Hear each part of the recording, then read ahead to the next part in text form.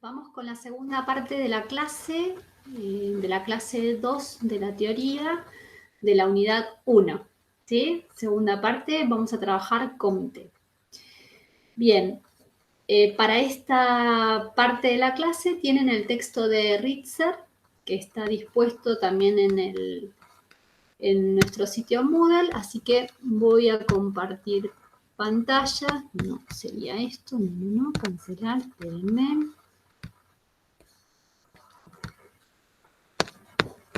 Ahí vamos. Compartir.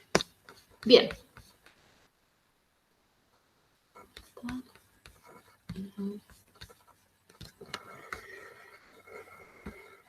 Bien, respecto de Augusto Comte, ustedes pueden fácilmente encontrar una biografía dentro de cualquier página de internet. Lo único que yo les voy a referir es básicamente la época en que vivió, 1798, 1857.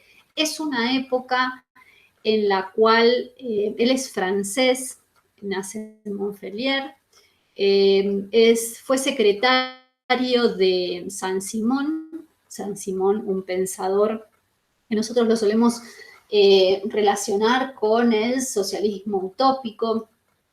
Él tuvo una relación bastante compleja con este pensador, fue su secretario, en un momento imaginaron, Saint-Simon es sacerdote, en un momento imaginaron gestionar y realizar una religión nueva basada en esta consideración del positivismo, que vamos a ver qué es lo que ellos planteaban.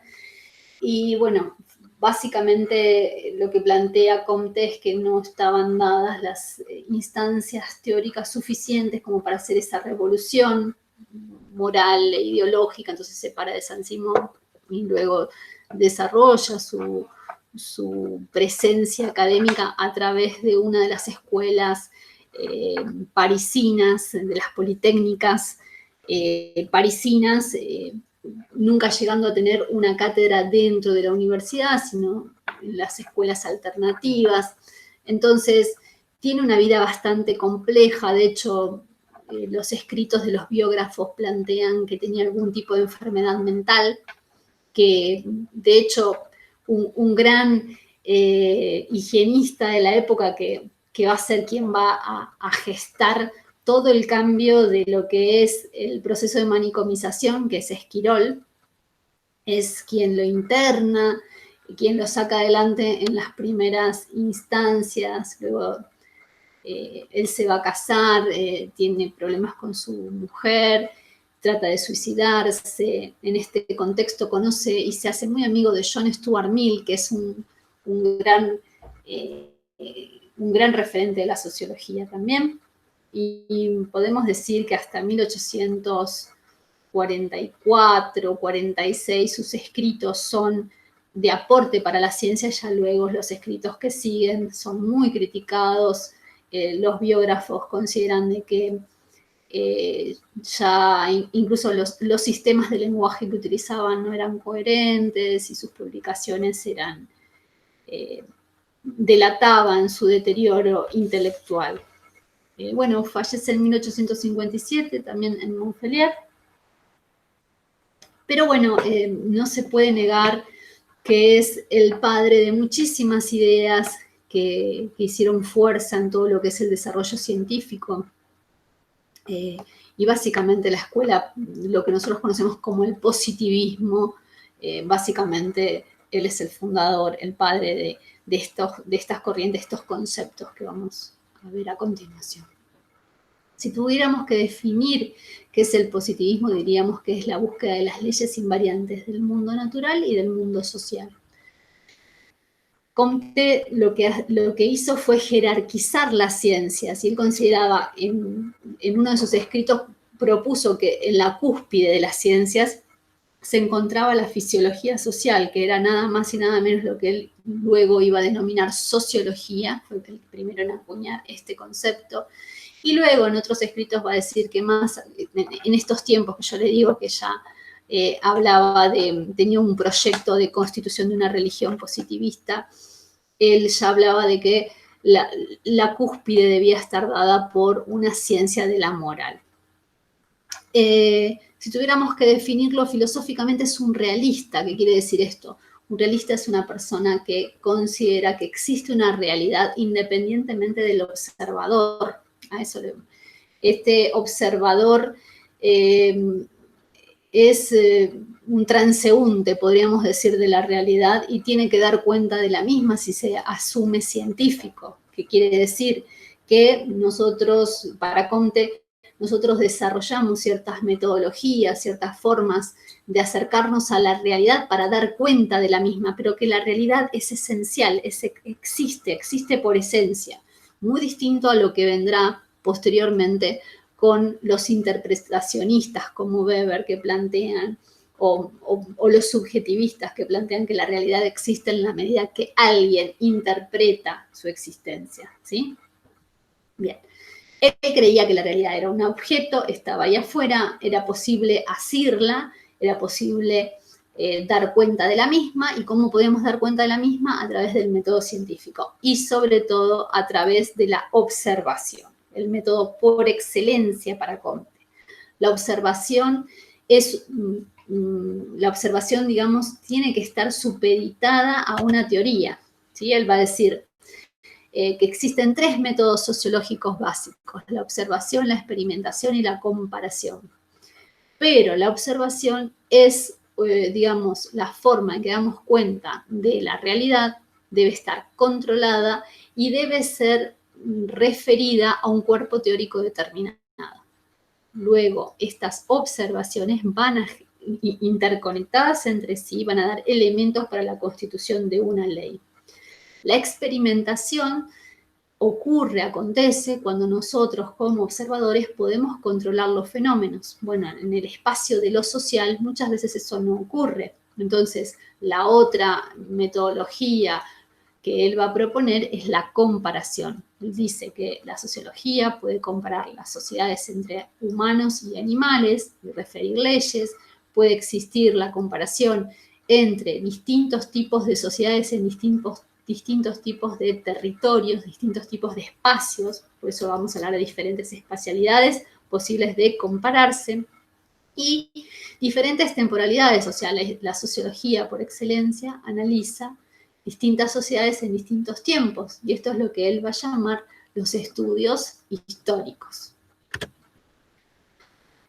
Uno de los grandes aportes, si no el más importante, que hace Comte al estudio de la sociología, de esta ciencia que él enuncia como existente, ¿no? Esta fisiología social, va a ser el estudio, digamos, va a tener que ver con esta forma de asir la realidad, que él la llamó la ley de los 3 estadios, ¿sí? Esta manera de comprender la realidad, como yo les digo, de asir la realidad, la va a llevar a distintas dimensiones de lo social, por decirlo de alguna manera. Estos 3 estadios sirven tanto para analizar la evolución de la sociedad en el tiempo, como analizar la evolución de las disciplinas científicas en el tiempo, como también sirve esta ley para comprender cómo las sociedades se fueron organizando a nivel del conocimiento a lo largo del tiempo y cómo las sociedades y cómo las personas, los individuos, atraviesan su vida a lo largo del tiempo. O sea que esta ley él la aplica al análisis de distintas dimensiones de lo social. Y le va a ser instrumental, digámoslo. Él va a hablar de que existe un estadio teológico, un estadio metafísico y un estadio positivo. Si analizamos esta ley, por ejemplo, en el estudio de las ciencias del conocimiento y el devenir y la aparición de las ciencias a lo largo de la historia, podemos decir que la época teológica estuvo dado por la antigüedad y estuvo dado por parte de la Edad Media, en la cual todas las explicaciones respecto de la realidad se hacían en torno a fuerzas sobrenaturales, dioses, básicamente, ¿no? O sea, tenemos un periodo de la historia en donde Europa era politeísta, vamos a hablar de Europa, ¿no? Era politeísta, en un momento hubo grupos animistas, politeístas, y el último estadio del espacio de lo teológico, dice él, está dado por las sociedades monoteístas. Bien, el espacio o sea, que toda la realidad se expresa y a ver si lo tengo en la otra, sí, que toda la realidad se expresa y se organiza en torno a las fuerzas sobrenaturales devenidas en dioses, ¿no? Y lo más antiguo es el politeísmo y lo más nuevo es el monoteísmo. Pensé que lo tenía, pero no. Por otro lado, él va a decir que luego aparece un momento, un estadio metafísico en donde la explicación de por qué ocurren las cosas o quién genera las cosas no es un dios, no es una fuerza sobrenatural, sino que es una fuerza natural, por ejemplo, la naturaleza. Ese es el momento del estadio metafísico, donde se expresa la existencia de lo real a través de las fuerzas de lo natural. La explicación de una madre naturaleza, de ciertas reglas biológicas y demás, ese es el estadio metafísico. Y él plantea después y lo va a ubicar entre la aparición de las universidades, entre el 1100, ¿sí?, hasta el siglo XVIII. Y él va a decir que como él vive en el siglo XIX, él sería un representante del estadio positivo, que implica ya una maduración del pensamiento científico en niveles, en sistemas de relaciones, en leyes, que ya no están explicadas por lo natural, sino por la interconexión de sistemas que se entrelazan entre sí como fenómenos independientes, pero que están de alguna manera interconectados. Eso por un lado, referido a lo que tiene que ver la ciencia. Él dice, de hecho, la sociología está en un espacio ahí entre el metafísico y el positivo. Es como que él se otorga el protagonismo de ser el pensador que le va a dar a la sociología ese estatus de ciencia positiva, un estatus que para él, por ejemplo, ya tiene la química, ya tiene la matemática, la biología seguiría estando en el espacio de la metafísica. Entonces él le daría a la sociología ese estadio positivo. Bien. Por otro lado, también analiza y hace esta homologación de estos estadios en lo que tiene que ver con la vida individual del sujeto humano. Entonces va a decir, el espacio de lo teológico está dado por la niñez, el espacio de lo metafísico por la adolescencia y el espacio de lo positivo es el espacio de la adultez.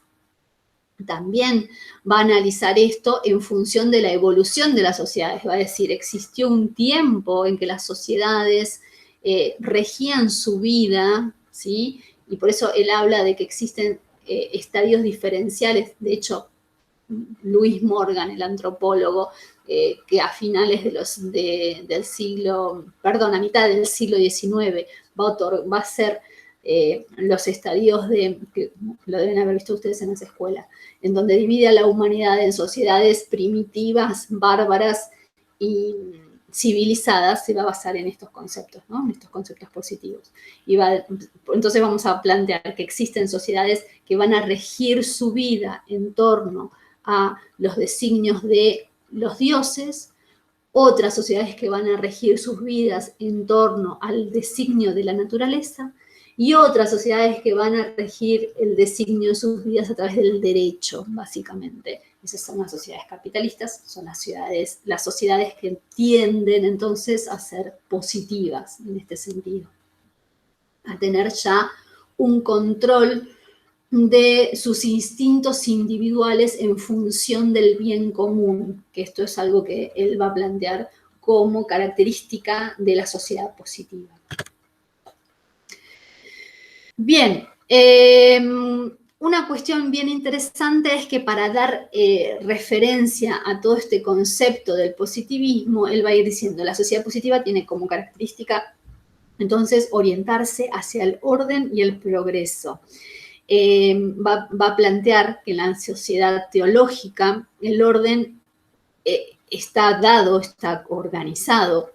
Una sociedad teológica es ordenada porque está cohesionada por la religión y por el miedo a estos dioses, pero no permite el progreso porque es estática, es dogmática, ¿sí? No es cuestionadora. En cambio, una sociedad metafísica, que es la que ya comienza a cuestionar este deber ser devenido de lo sobrenatural, se torna anárquica, dice él, se torna imposible de ordenar, entonces también frena el progreso en algún punto. O sea, genera progreso, pero su propia desorganización impide que siga avanzando.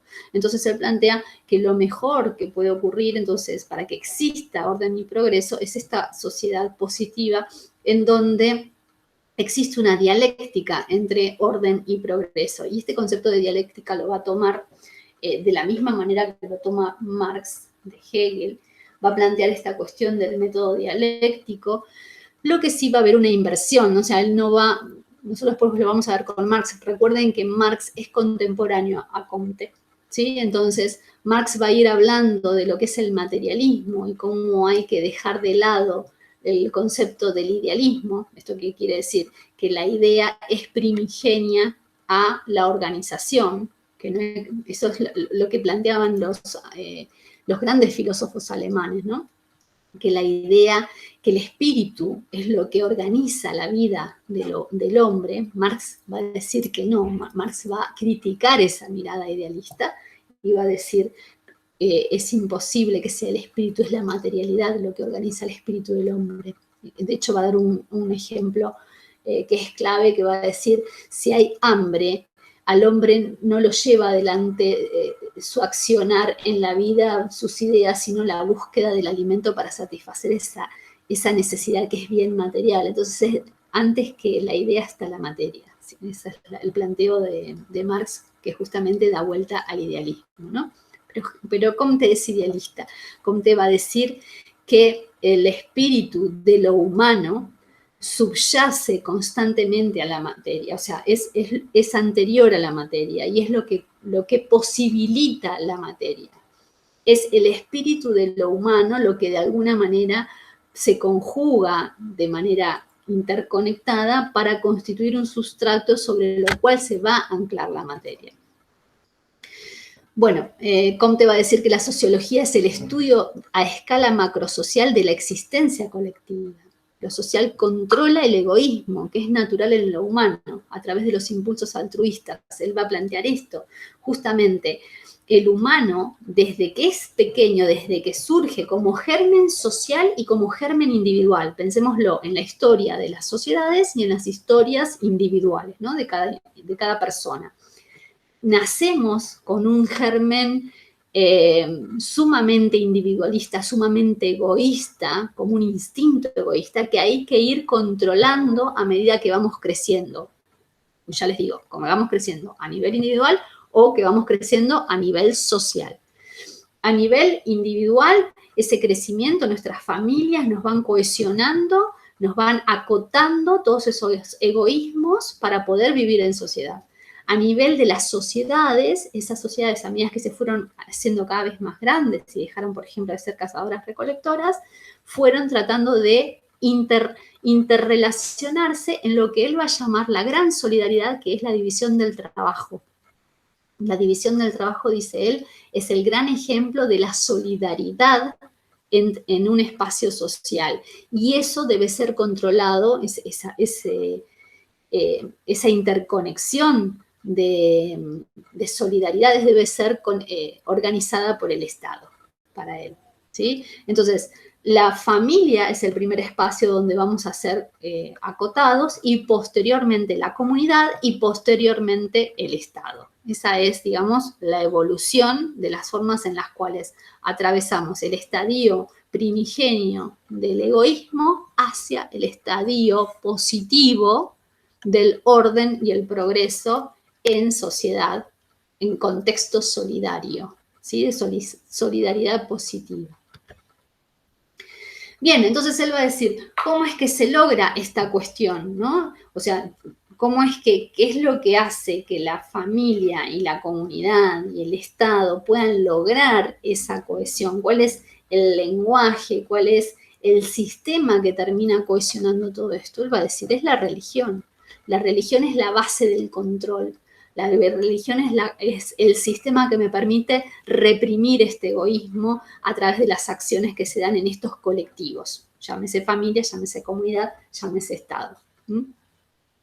El lenguaje va a ser el interconector entre las personas en un mismo tiempo y en tiempos diferentes. El lenguaje es el que va a dar la posibilidad de la trascendencia a través de la tradición, porque yo me interconecto en este momento con alguien, pero también a través del lenguaje traigo el pasado a mi presente, en la remembranza, en la anécdota, en la moraleja, en el tabú, ¿sí? Traigo toda la tradición.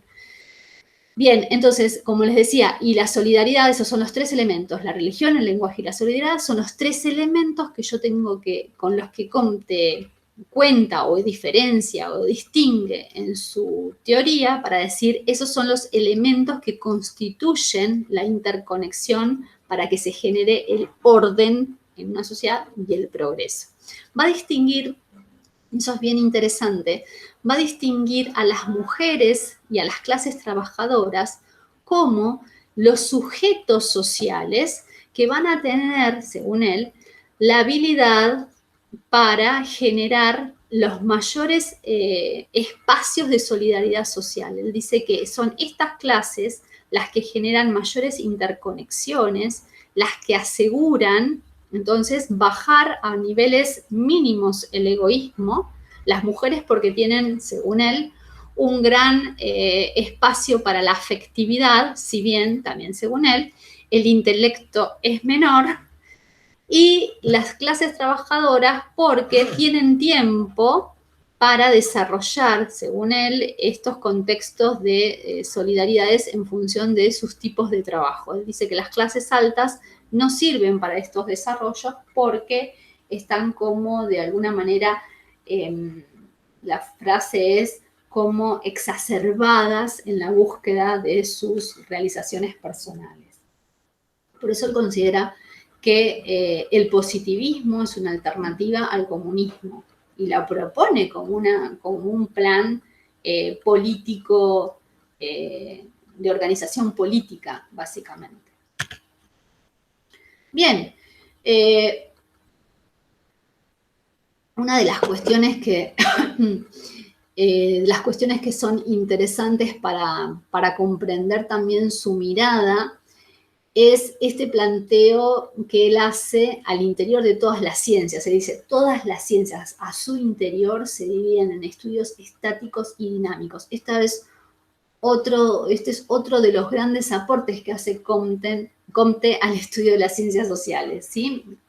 Perdón, de cualquier ciencia. Nosotros lo vamos a referir solamente a las ciencias sociales, pero en cualquier ciencia, él dice, al interior de las mismas podemos dividir en estudios estáticos y dinámicos, o sea, donde la variable tiempo es la que organiza el análisis. En el caso de la estática social y en el espacio de la sociología, va a referirla como el estudio de las leyes que dominan la acción y reacción de las partes que integran el sistema social. Imaginemos que para él la estática social es como si sacáramos una foto en un determinado momento de un fenómeno, ¿sí? De una sociedad. En realidad es como el análisis sincrónico de una sociedad determinada en un tiempo y espacio determinado. Es esa foto que nosotros sacamos y que podemos decir cómo se relacionan las partes y podemos desarrollar y elevar y organizar leyes respecto de la observación de esas interconexiones. Dice, es necesario el análisis de la estática social para ver cómo se comportan los elementos que integran el sistema. Este concepto de sistema social es, digamos, el inicio, es el germen, es la fundación de todo lo que va a ser luego las teorías funcionalistas y las teorías estructuralistas dentro de las corrientes subsiguientes de la sociología, ¿no? Todas las dos corrientes, tanto el funcionalismo como el estructuralismo, van a tomar como eje el concepto de sistema social de Comte, que va a decir que toda sociedad funciona por partes interconectadas. Bueno, dar cuenta respecto del funcionamiento en un momento determinado de las cosas es parte de la estática social.